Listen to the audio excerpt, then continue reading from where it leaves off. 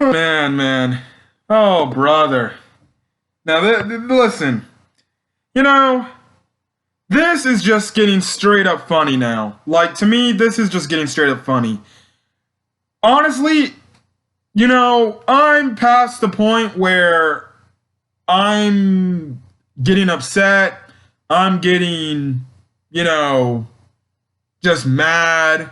I'm at the point where, even though I do scream sometimes during the Bears game, I come here on these game recaps, and essentially, I'm like, listen, it is what it is. It is what it is.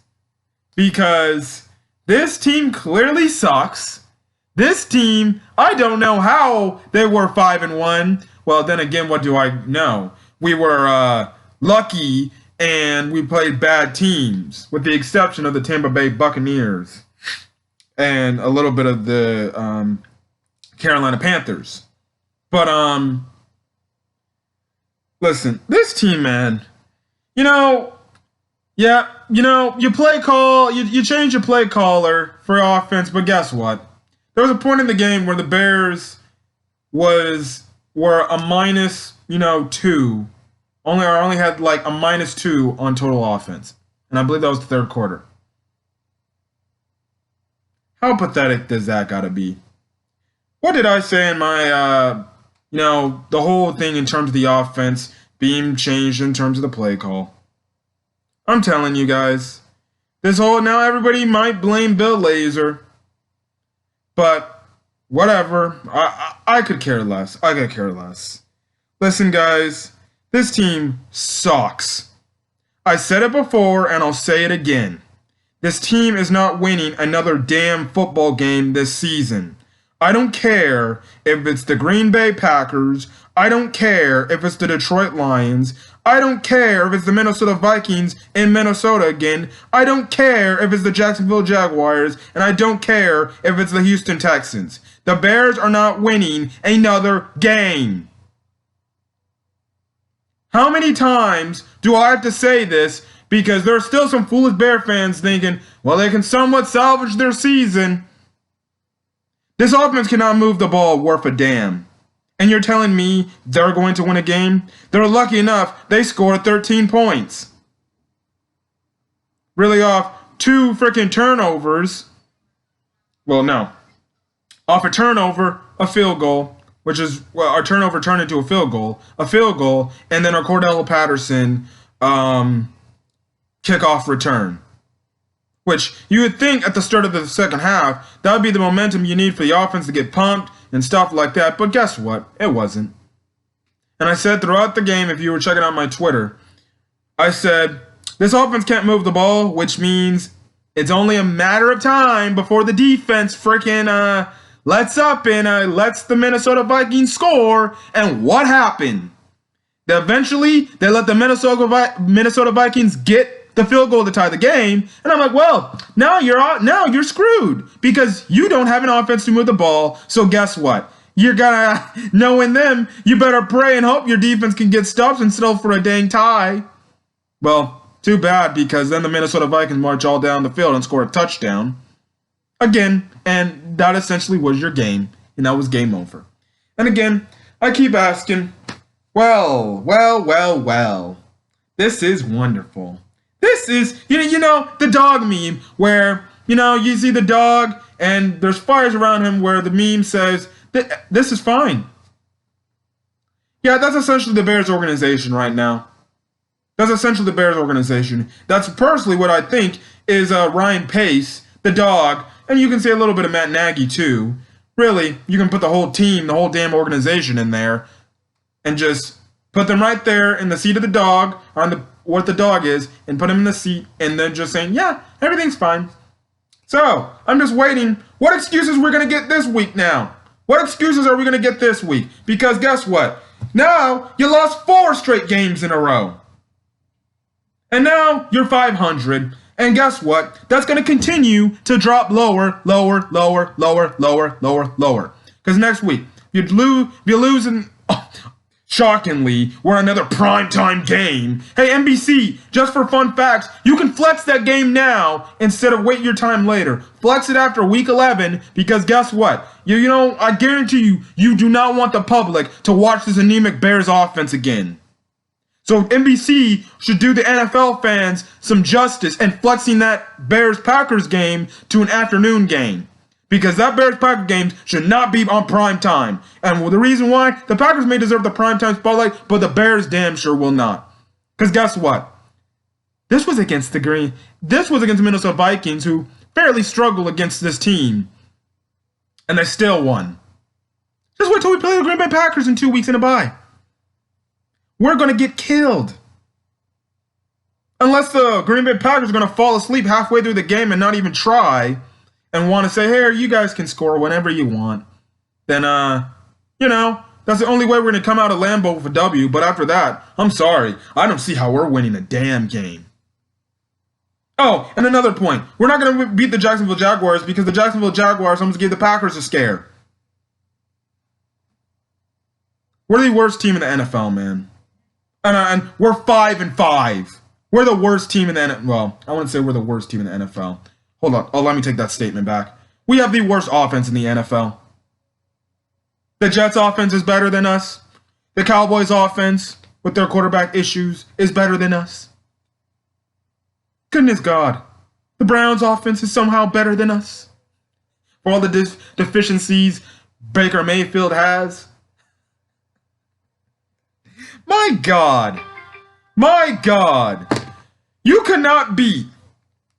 The offense cannot move the ball against a Minnesota Vikings defense that is, well, let's be honest, traded away half their freaking superstar players on the defensive line, and they're just an average defense.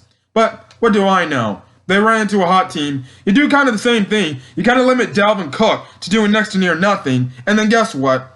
For some reason, which is, I can say, a criticism of the damn Bears defense, in some cases, they don't want to frickin' tackle. There was some places they didn't want to even make it worth an effort of tackling. And plus, what was up with the scheme in terms of the zone coverages? I'm sorry, I'm going to criticize the defense right now.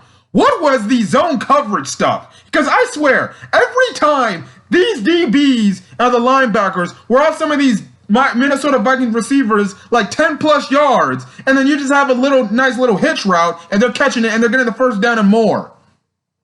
What was on the zone coverage? I'm just going to ask you, if you're game planning zone coverage against a team, don't you think you would know how to run your zone coverages? You know, the defensive backfield doesn't know what's going on and stuff like that. They're being all confused when you should know what you're doing. Okay. Yeah, the Bears clearly don't know how to run zone defense. Wonderful.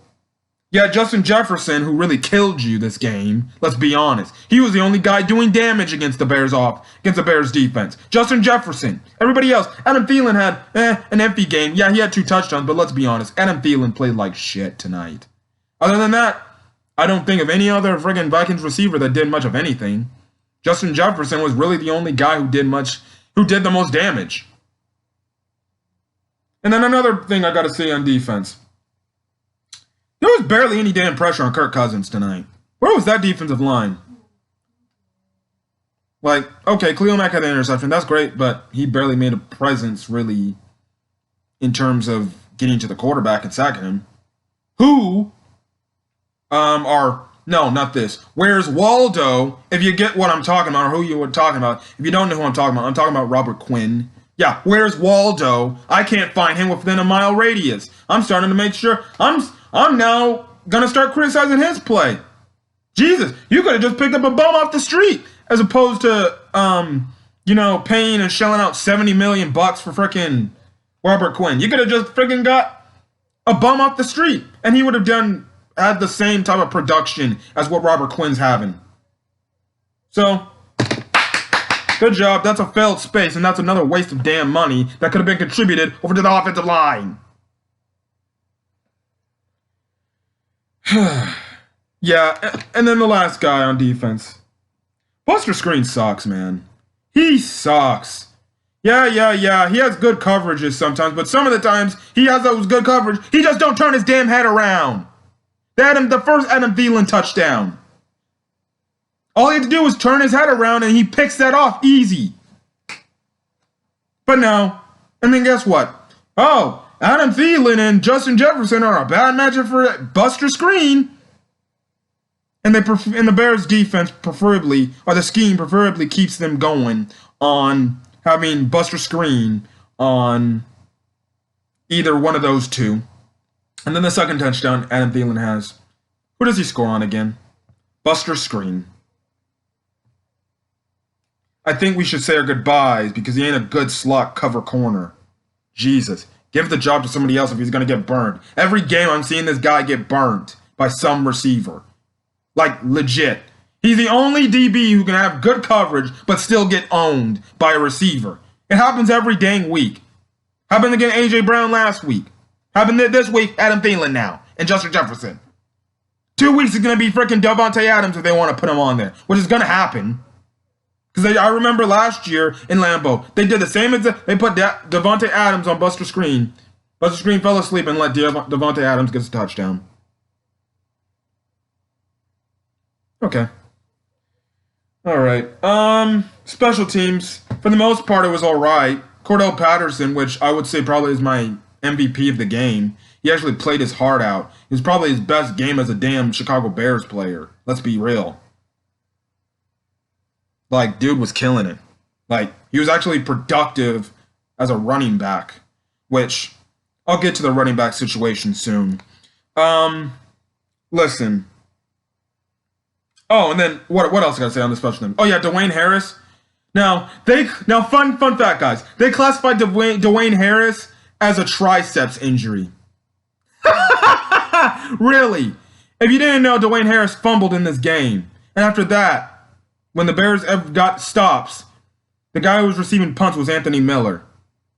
You cannot tell me he suffered a triceps injury. That dude got benched because guess what? He made one mistake and he got benched. The Bears cut his ass, then fine, cut him. Because that means, okay, we're no tolerance. No tolerance at all.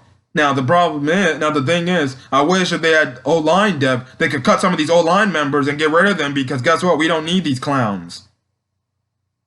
So good. It seems like they're tolerating no more BS. Well, in terms of receiving punts, if Dwayne Harris were going to get cut just because of that mistake, I'd actually be laughing because that just shows like, well, dang. I guess maybe Tariq Cohen as a punt returner wasn't as half bad as we thought he was. Okay, let's get into this damn offense, man. Let's get into this offense.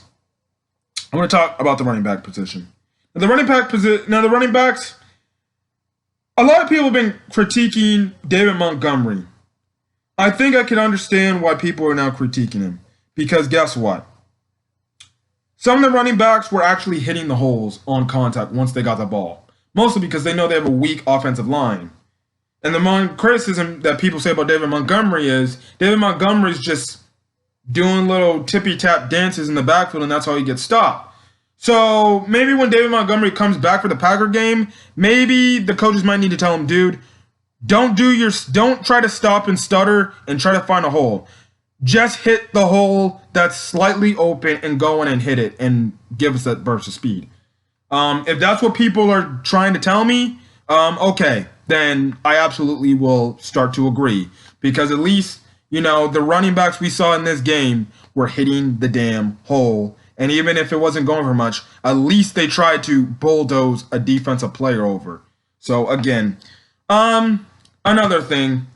I don't know why. Now we bring up Lamar Miller, but we barely use him. Like I only saw him get one run and just a reception. After that, we kind of didn't use him. We just used Cordell Patterson. Artavis Pierce was all right for a majority part of the game. He was fine. Artavis Pierce was fine, and then Ryan Nall.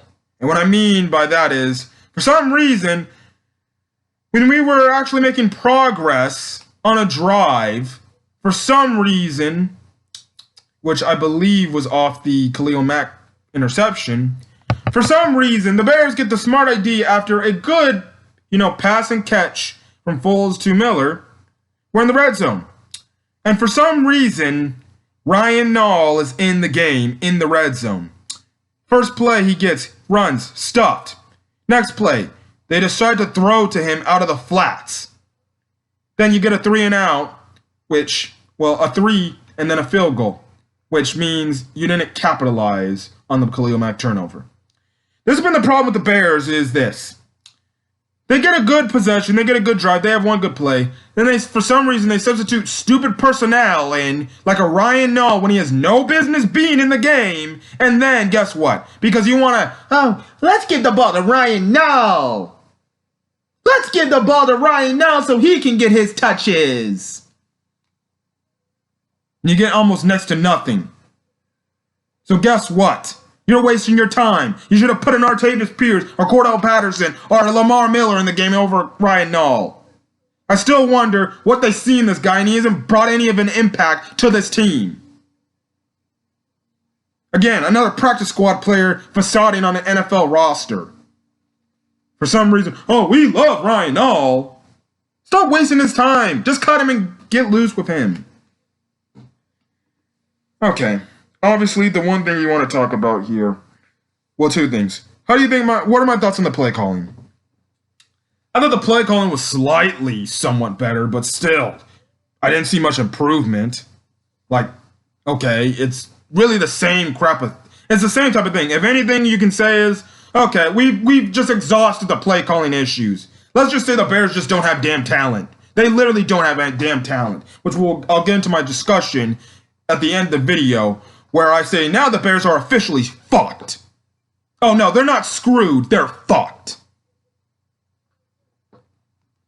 Well, again, excuse my language, excuse my French, but they're fucked. Anyways, they just don't have the talent. Offensive line for the start of the game, they play really well. Then one bad play by the offensive line doesn't do nothing. And they go back to being the pathetic offensive line they once were. So nothing else to do anything. And then Nick Foles, so obviously people were talking about Nick Foles. Okay, prayers up to Nick Foles. Hopefully it ain't a serious injury, but I'm just going to say this. Bear fans, you got what you wanted. You got what you wanted. You asked for it and you shall receive. Nick Foles got hurt and now he's going to be taken out. And guess what? You can have your guy back in. Whether it's Tyler Bray, but it's probably going to be Mitchell Trubisky coming back in 2 weeks, depending on the severity of this back injury by Nick Foles. So, guess what, Bear fans? You're going to get what you want. Mitchell Trubisky's going to come in and apparently save the day with whatever false, stupid hope they have left in this season. Yeah, Mitchell Trubisky's going to do something. All he's going to do is just not be able to read a defense. Hopefully, in the time he was sitting his ass on the bench, he actually freaking learned something. And maybe he comes in, and who knows? Maybe he balls out so good, he actually lives up to the potential of the second-round pick. But I don't believe that because I've seen enough of him. We've had 40-plus starts of Mitchell Trubisky, but there's still people that say, I want Mitchell Trubisky! I want Mitchell Trubisky! I want Mitchell Trubisky! Well, guess what? You're getting him now! I better not see you guys be the same people that criticize the dude then. Trust me, I'll be watching. The first people that start criticizing him and start blaming him for his bad play if he gets back in the game, guess what? I'm about to be the same people that said, I thought only weeks ago you were clamoring to have Nick Foles back in, or have him back in the freaking game.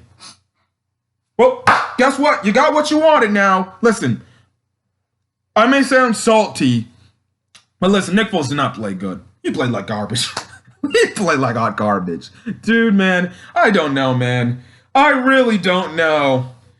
Man, you might even want to cut him loose next year, too. Because that guy sucks. Holy hell. He sucks.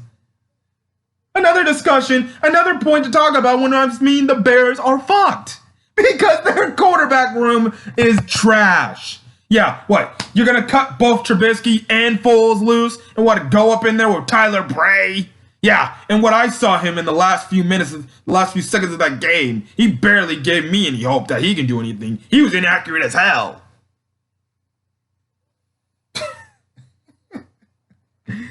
Oh my God, this team is so freaking terrible.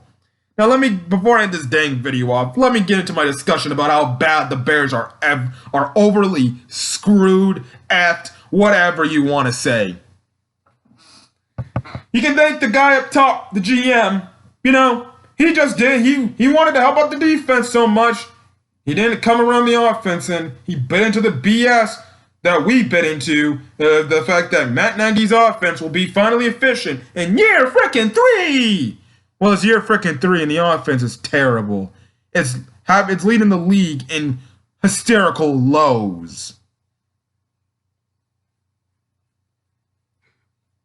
If the Bears lose out, I will actually criticize the Bears organization if they do not fire Ryan Pace.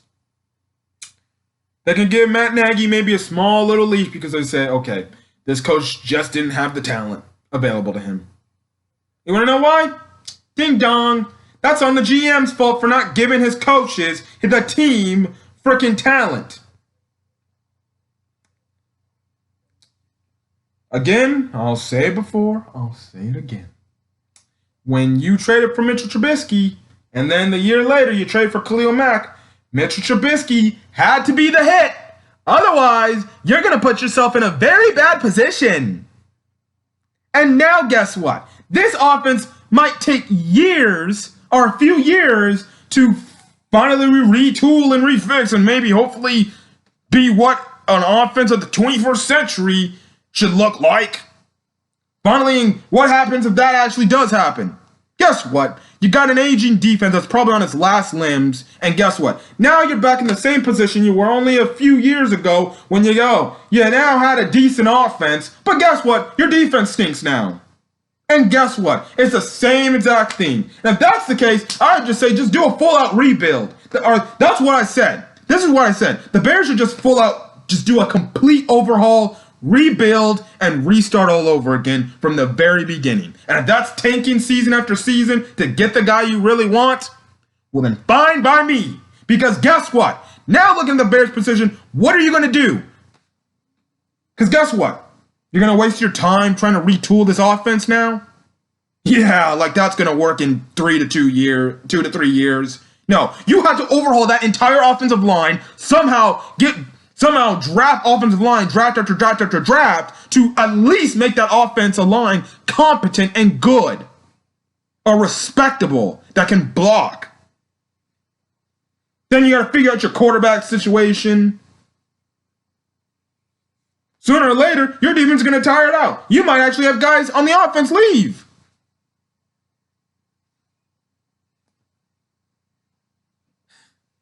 This team is fucked, man. The Chicago Bears are fucked. Mostly because the inconsistency of the GM not doing much of anything to help out the team get the talent it needs. Like I said, Ryan Pace, I don't care how the season ends. Ryan Pace needs to be fired. Ryan Pace absolutely 100% needs to be fired. He needs to. He hasn't given the talent. He's terrible at first-round draft picks. And do you really trust him to go into another draft next year and draft the next first-round talent, which will more than likely be a bust? You can barely find a way to get your supposed first-round talent, Cole Kmet, in the field. So guess what? I guess he's going to be a bust too. Please. You got other teams actually utilizing their talent better than the dang Chicago Bears. That's why I said this. Keep all the young guys. Overhaul everybody. Overhaul everybody.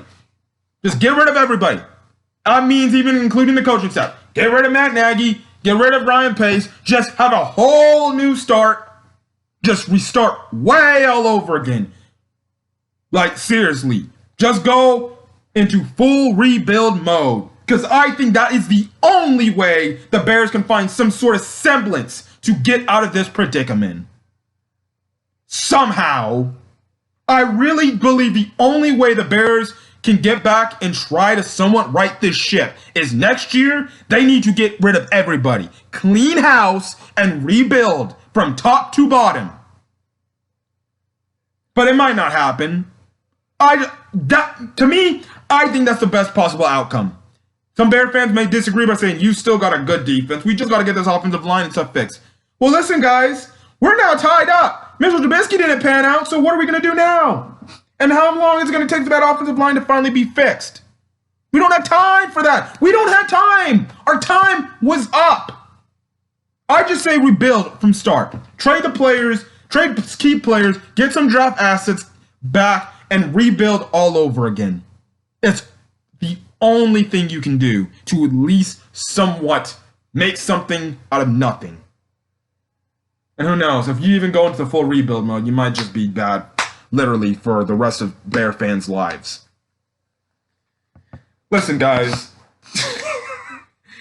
Man, this team, man, you know, I'm not even mad. I'm just like, I come back every week and say, listen, another waste of 3 hours, a waste of your time. Again, thank God the Bears are off on their bye week, because if I was somehow freaking had to watch these guys again, I don't know. I told you guys before, I said it again. We're not winning another game this season, so don't get your hopes that we're going to beat the dang Packers, the Lions, or the Jaguars, for example, or even the Texans.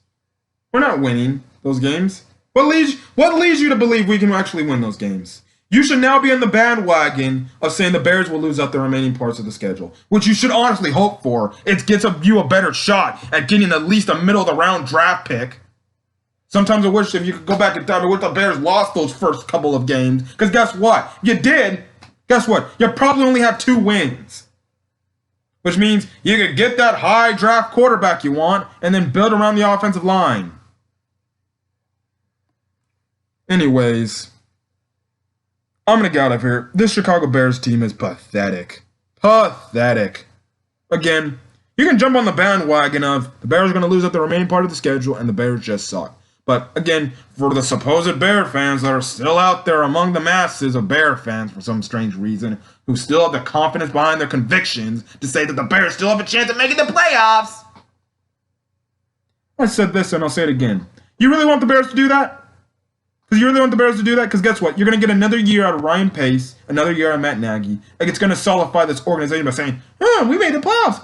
Guess what? That means we should kick the guys. Instead of just get rid of them right now. Or get rid of them after the end of the season. So, guess what? And plus, our organization is stupid to do that. And not see the writing on the wall. So, that's all I gotta say. That's all I gotta say. So, you can join the bandwagon. You can join the bandwagon. Anyways, I'm gonna get out of here. Hopefully, you guys have a great rest of your night. I don't know if you will, because I'm not. Well, I might just go and play the freaking Dragon Ball Z Kakarot DLC that just came out tonight. At least I have something looking forward. Leave a like on the video if you like the video. Put in the comment section your thoughts on this. Your thoughts on this. This game, this offense, everything. Jesus. Will the Bears lose out the remaining schedule? They'll probably finish. What happens if the Bears lose their remaining schedule? So they got. Okay. Packers. So 5-6, Lions 5-7,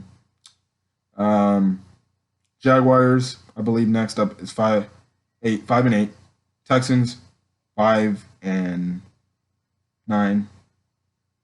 finish 5-11. They're finishing 5-11. Bucket.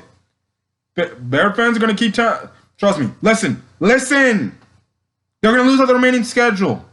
Their offense cannot move the ball whatsoever. They're gonna lose the remaining games on their schedule.